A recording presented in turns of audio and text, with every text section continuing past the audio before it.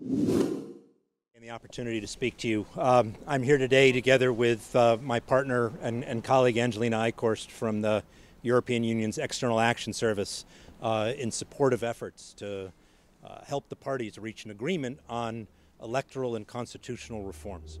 The United States strongly supports the sovereignty and territorial integrity of Bosnia and Herzegovina.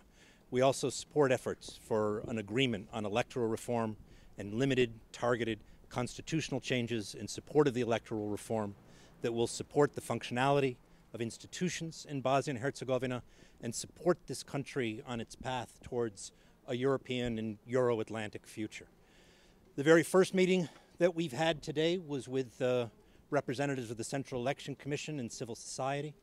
We continue to look at the election integrity package that is consistent with the recommendations of OSCE and ODIHR and Greco that is currently in the parliamentary process as being essential and fundamental to the success of this effort. It is important that elections in Bosnia and Herzegovina are conducted in a fashion that is transparent, that is accountable, that gives the citizenry, the people of Bosnia and Herzegovina confidence that their votes are being counted fairly and that the results of an election reflect the will of the people. We are committed to supporting this process. We are committed to supporting Bosnia and Herzegovina on its path towards a European and Euro-Atlantic future. Thanks for this opportunity. Hvala vam svima što ste ovdje danas. Hvala za ovu šansu da vam se obratim. Tu sam sa našim partnerima i kolegicom Angelinom Eichhorst iz Europske unije. Tu smo da podržimo nastojanja postizanja dogovora o ograničenoj ustavnoj reformi i izbornoj reformi. Naravno, želimo reći da Sjedinjene Američke Države podržavaju teritorijalni integritet i suverenitet Bosne i Hercegovine. Želim reći da smatramo da je izborna reforma i ograničena ustavna reforma jako važna, da je važna za funkcionalnost institucija Bosne i Hercegovine na kretanju Bosne i Hercegovine putem naprijed ka evropskim i euroatlantskim institucijama. Želim reći da je prvi sastanak danas koji smo imali bio sastanak sa predstavnicima civilnog društva.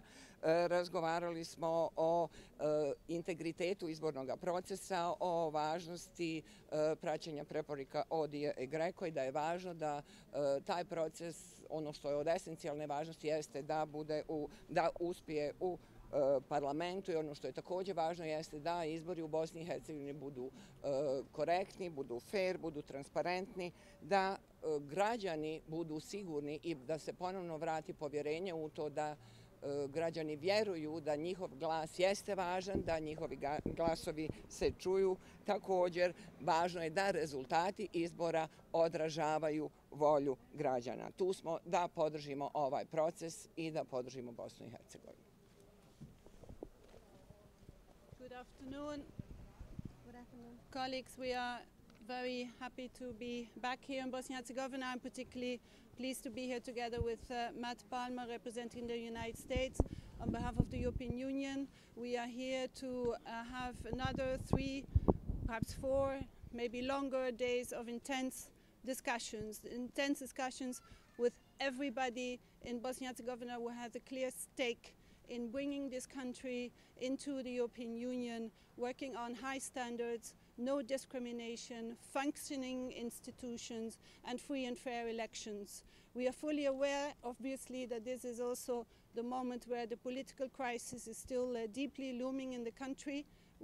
Again, part of all the discussions we are having is to make sure that there is actually hope for the people of Bosnia and Herzegovina, and that there are many, many out there who want to help this country moving forward. As I said, we speak to everybody. Our first meeting was with representatives from the Central Election Committee, from Bot Lopen, from Transparency International. We will meet many more today as well and again in the next days, because there are so many questions out there and we want to answer them all in terms of what could be possibly done to make sure there will be elections taking place next October, that these elections will be fair, transparent, there will be no discrimination, and that we can help, as I said, to make the institutions function. The integrity package, as Mr. Palmer was referring to, there are ideas out on the table which are being worked on. There are proposals. coming out there. Nothing as yet is being agreed, not even discussed in details, because we want to make sure that this is a process that is most transparent, most inclusive. But there's one important message here I want to pass already now. Time is running out. Time is running out for having credible amendments going in time to the Parliament to be discussed, debated and voted on. So we have a very clear message here of time that is mostly important to be respected. Thank you all.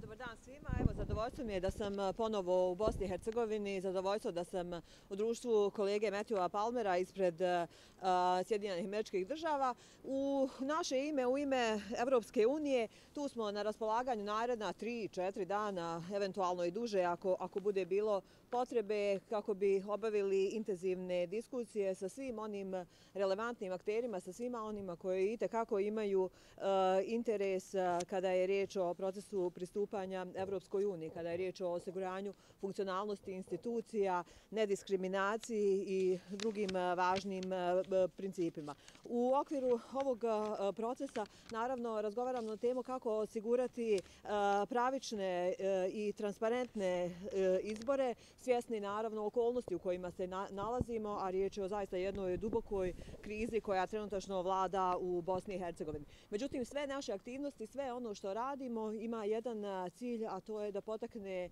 i određenu nadu kod građana, ali i kod svih onih izvan Bosne i Hercegovine koji svakako sa svoje strane žele da pomognu. Tokom prijepodneva u ovim inicijalnim sastancima imali smo priliku da razgovaramo sa predstavnicima Centralne izborne komisije, nevladnog sektora, dakle pod lupom i Transparency International. Čekaju nas sastanci i razgovori sa zaista brojnim drugim akterima, cijelim nizom sagovornika u ovim predstojećim danima.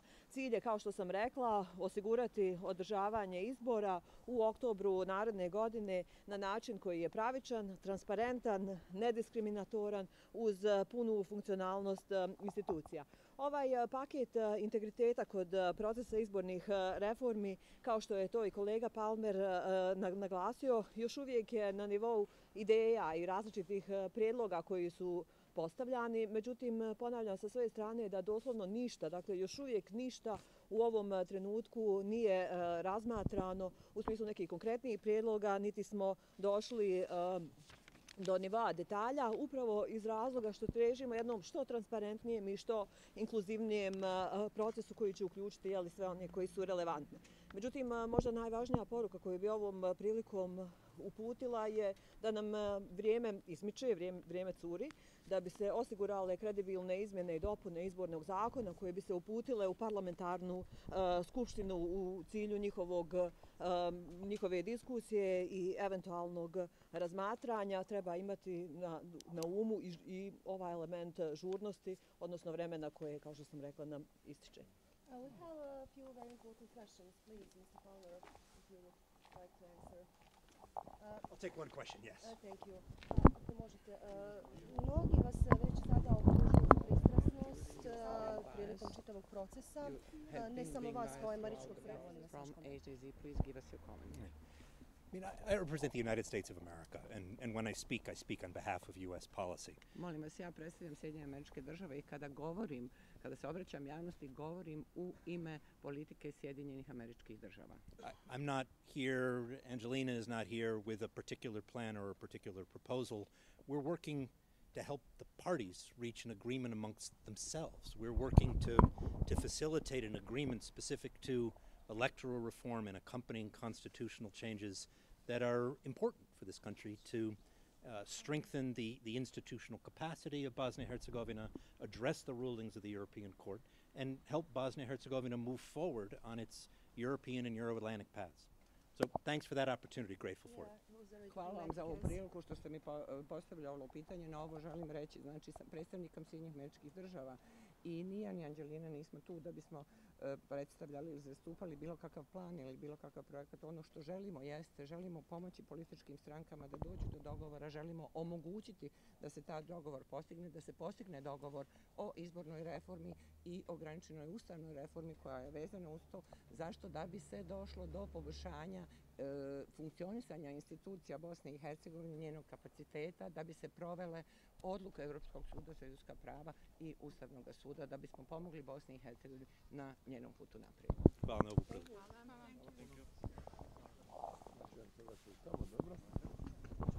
Sad za sad. Ali baš ništa.